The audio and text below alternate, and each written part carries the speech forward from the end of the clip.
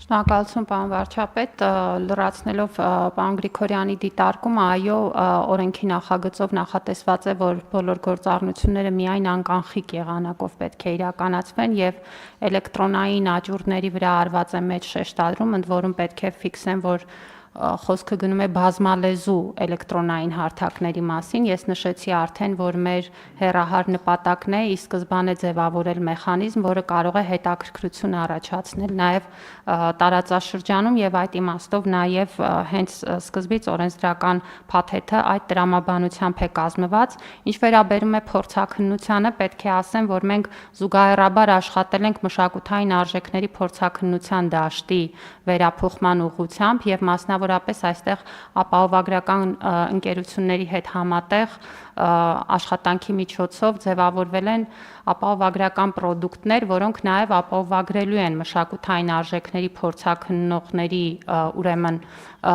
ռիսկերը, սխալները եւ սա լրացուցիչ երաշխիք ու վստահություն է տալու այն պոտենցիալ գնորդներին կամ շուկայի մասնակիցներին, որոնք կներգրավվեն գործունեության մեջ, որ ինստիտուցիոնալ բոլոր համակարգերը աշխատում են եւ հետեւաբար այդ երաշխիքները ապահովված են։ Պետք է նշեմ նաև, որ մենք այժմ արդեն բանակցություններ ենք վարում տարբեր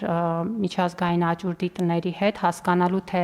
ով ունի հետաքրքրվածություն ներգրավելու այս գործընթացում օրենքի ընդունման պարագայում եւ կարծում եմ, որ առաջիկայում կունենանք նաև այս ուղղությամբ կոնկրետ արդյունքներ։ Եվս մի բան, որ կուզեի նշել, պարոն վարչապետ, ես զեկուցման ընթացքում նշեցի, որ կառավարությունն էլ ունի խնդիր։ Մենք արդեն 2 տարի է վերականգնել ենք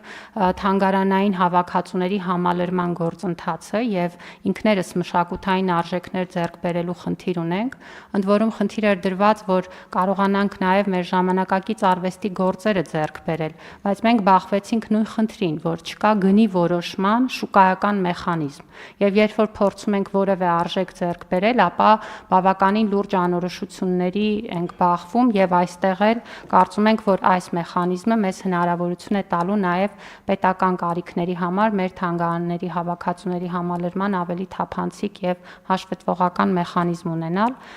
Թվերը նշելով 2 տարում մենք արդեն ավելի քան 60 միլիոն դրամ ենք տվել եւ շուրջ 30 մշակութային արժեքներ ենք ձեռք բերել մեր թանգարանների համար։ Վերջինս, պարոն վարչապետ, այս մեխանիզմը քանի որ վստահ եմ, որ շատ թափանցիկ է լինելու եւ հրապարակային, դա նշանակում է, որ այս էլեկտրոնային հարթակը ամբողջ աշխարհի համար հուսալի մեխանիզմ է դառնում, այսինքն պոտենցիալ պահանջարկը մեր արվեստի գործերի նկատմամբ շատ էականորեն աճում է։ Մենք չենք բացառում, որ այդ պահանջարկը հիմա կա, բայց առևտրի ձևը անընդունելի է այն մարդու համար, ով ցանկություն ունի գնել, որովհետև ոչ մատակարարման հարցն է հասկանում, ոչ իսկության հարցն է հասկանում, ոչ վճարման եւ գնագոյացման։ Իսկ այս պարագայում մենք ինտեգրվում ենք գլոբալ շուկային, ինչ որ կարծում եմ շատ կարեւոր է առաջին հերթին արվեստի զարգացման համար։ Դե ըստ էության առավել եւս եթե մեզ հաջողվի փորձառու եւ հեղինակավոր օպերատոր ներգրավել, սա նշանակում է, որ Հայաստանի արվեստի շուկան դառնում է համաշխարհային շուկայի մաս, այսինքն հայաստանցի նկարիչների, արվեստագետների գործերը կարող են միջազգային առևտրում արդեն ավելի մեծ ներկայություն ունենալ։ Տիկին Անդրեասյան, բայց ես սխալ եմ հիշում, որ մենք այնուամենայնիվ ժամանակակից նկարիչների գործեր ձեռք բերեցինք այդ թվում թանգարանների համար։ Այո, որոշ գործեր իմ նշած այս շուրջ 30 արժեքների մեջ կան եւ ձեռք ենք բերել օրինակ պատկերասրահի համար, մեր մյուս թանգարանների համար, բայց նաեւ այս գործընթացը մեզ ցույց տվեց ինստիտուցիոնալ խնդիրները, որ կան, այսինքն այո, իհարկե մենք այդ աշխատանքը շարունակում, որովհետեւ վաղը հարց է ծագելու, բա ինչի է քեզ նկարին տվել 5 միլիոն դրամ եւ ոչ թե 4 միլիոն 200,000 դրամ։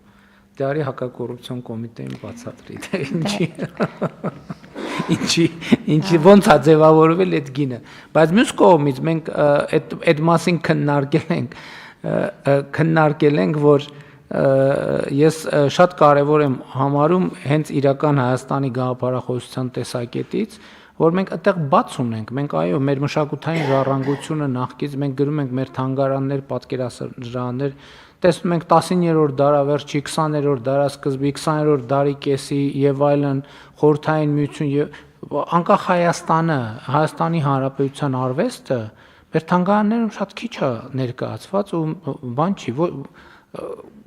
եւ սա կապ ունի այն խնդիրների հետ պետականության եւ անկախության ընկալման, որի մասին մենք խոսում ենք։ Մենք մեր աշակերտներին էլ խթանում ենք, որ գնան թանգարաններ եւ այլն, գնում են այդտեղ տեսնում են, այո, շատ կարեւոր ժառանգություն են տեսնում, բայց անկախությունից հետո բանա, բաց է, վակուում է, չկա էլ ոչ մի բան։ Հայաստանում արվեստ չկա, մշակույթ չկա, ստեղծագործություն չկա, ոչ մի բան չկա։ Եվ սա լուրջ խնդրեմ է եւ այո մենք պետք է այդ ֆոնդերը համալրենք եւ մենք պետք է նաեւ մեր պետական պատկերասրահում Հայաստանի պետական պատկերասրահ չէ կոչվում Հայաստանի ազգային պատկերասրահ ազգային պատկերասրահում ասենք ժամանակակից նկարիչների մշտական ցուցահանդես չկա ըստ էության թե կա Որոշ գործեր ցուցադրված են այս շրջանակներում էլ ձեռք են բերվել, պարոն վարչապետ, մենք ապրիլին նախատեսում ենք, որ կբացենք պատկերասրահի բոլոր հարկերը ամբողջությամբ եւ այդտեղ արդեն ավելի ամբողջական կցուցադրենք, բայց ընդհանուր առմամբ նաեւ ցուցադրության տարածքների լուրջ խնդիր ունենք, որովհետեւ բավականին ֆոնդերում նաեւ կարեւոր ուրեմն գործեր կան, որոնք հնարավոր չի լինում մշտական ցուցադրել եւ ժամանակավոր ցուցադրությունների միջոցով պարբերաբար ցուցադրվում են։ Ձեր ասած խնդիրը իհարկե կա Հավաքածուն պետք է համալրել, դրան պետք է առանձին ուշադրություն դարձնել եւ կարծում եմ, որ ներկայումս այս վերաբացվող ցուցադրությունը պատկերասրահի այդ տրամաբանության մեջ է։ Եվ այո, մենք պետք է առաջինը որպես մշակութային ժառանգություն, որպես մեր մշակութային ժառանգություն այսօր դա ձեռք բերենք, բայց այս համակարգը ինչով է էական որ դա նաև կապիտալ ներդրում է պետության համար, որովհետև դա պետության սեփականությունն է, եթե պրոֆեսիոնալ ձև կերպով նկարները ձեռք բերեն, այսօր 5 միլիոն դրամով ձեռք ենք բերել, միջև կհասնի հակակոռուպցիոն կոմիտեին կարող այդ նկարը արդեն դառնա 15 միլիոն դրամ կամ 15 միլիոն դոլար եւ դրանով բոլոր հարցերը արդեն լուծված կլինեն եւ դա շատ էական է, բայց իրոք եկեք խոստովանենք, որ սա շատ բան է, որովհետև ինքը սուբյեկտիվ ընկալում է, եթե մասնագիտական, փորձագիտական բան չկա, գնահատական չկա, ոչ պրոֆեսիոնալի համար շատ բարդ է նույնիսկ կանխատեսել, թե ինչ տեղի կունենա այդ նկարի գնի իր հետագա ճակատագիրը ինչպիսին կլինի։ Այնպես որ շատ կարևոր է, բայց եկեք մի բան պայմանավորվենք, օրենքը ընդունենք, սկսի գործել, որ ժամանակ անց վերադառնանք տեսնենք ես մեր խոսացածը արտահայտվեց, թե չարտահայտվեց։ Եթե չի արտահայտվում, ուրեմն պիտի վերադառնանք նախագծին, ուրեմն էլի մեջ ինչ-որ մի բան չենք նախատեսել, մեջ ինչ-որ մի բան չենք ձևակերպել, որպեսզի մեր նպատակին հասնենք ի վերջո։ Իսկ նպատակը ոչ թե օրենքի ընդունումն է, այլ այն բովանդակային մասը, որի մասին խոսեցինք, իրականության մեջ տեսնելը։ Կան այլ դիտարկումներ։ Չկան, ըստ այդմ հարցը դրում է քվեարկության, ովքեր են դեմ որոշման ընդունմանը, դեմ չկա, որոշումն ընդունված է։